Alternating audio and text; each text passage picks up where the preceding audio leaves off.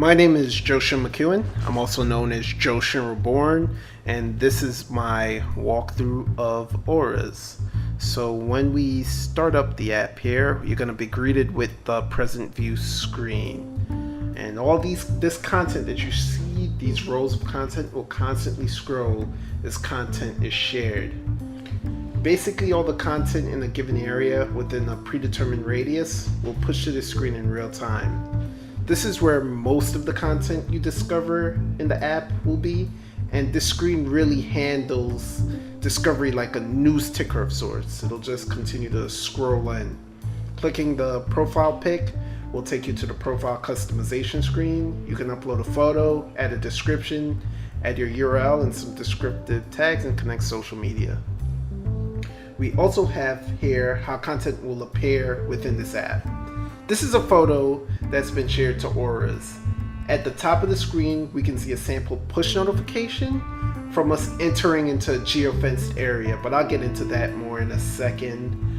We have comments. You can also like the content, and when you like it, an instance will be shared to a new location the next time you share, which is the power of Orahs. We have social media options. After you're done sharing to the real world, you might want to push it to Twitter or Facebook, and you have those options. And finally, we have the sync option. When you sync to a creator, you'll be updated with their new content despite where they may have shared it. So if you really like a photographer, you don't have to travel 100 miles just to see their work. Once you sync to the creator, their content will appear on a list in the sync feed, which is on the present view screen. Along with the present view screen, you also have the option to view everything as a simple infinite scrolling list. And then we have the sharing options. You can upload or embed a photo or video. We have basic settings. You can stop content from being moved when reshared. You can allow your content to trigger geofences, which is big.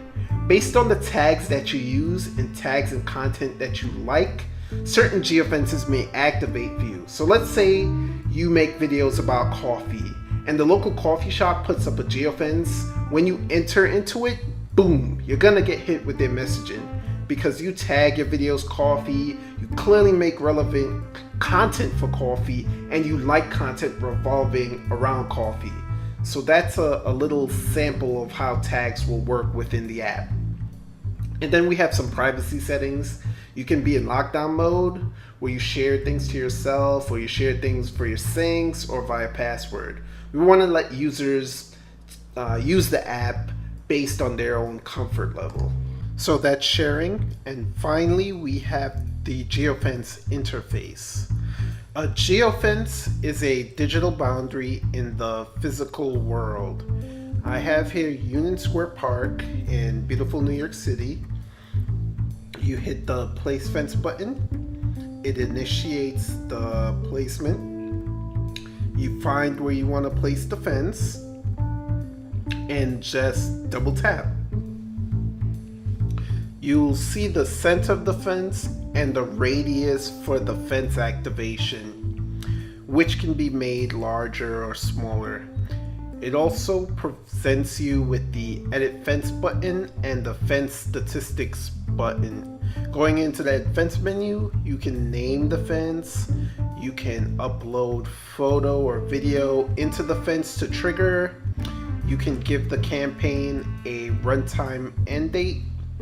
You can tell the fence to activate once per unique user or as many times as they exit and re-enter the fence. And you can reposition the fence in this tiny mini map here. You add your push notifications here, as well as how you want the fence to activate. Do you only want the fence to trigger for syncs, or do you want it to activate for certain tags? All this functionality is controlled from within this menu, and you can delete the fence. Finally, we have the basic stats in this screen here. So you have like fence activation and likes within the fence, but more importantly, we have users who will be entering and exiting the fence naturally, so you can gather useful survey information for an area just by erecting a fence. Thank you for watching.